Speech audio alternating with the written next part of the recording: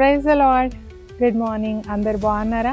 ప్రియ సహోదరి సహోదరుడా, మన జీవితంలో మనం చాలా విషయాలు నేర్చుకుంటూ ఉంటాం కదా.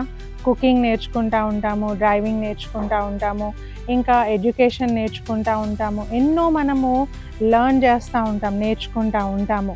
సో మనం నేర్చుకున్నవి ఎప్పుడైనా ఇతరులకు చెప్పామా? వారిని కూడా నేర్చుకోవడానికి ప్రోత్సహించామా? ఎప్పుడు చూడు మనం ఎలా ఉంటామంటే స్వార్థంగా ఉంటాం. నేను నేర్చుకున్నాను, ఇతరులకు ఎవ్వరికీ చెప్పొద్దు.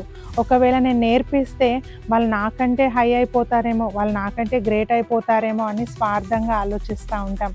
కానీ ఈ వాక్యం ఏం చెప్తా ఉందంటే సామెతలు 12:26, నీతిమంతుడు తన పొరుగు వానికి దారి చూపును. హల్లెలూయా.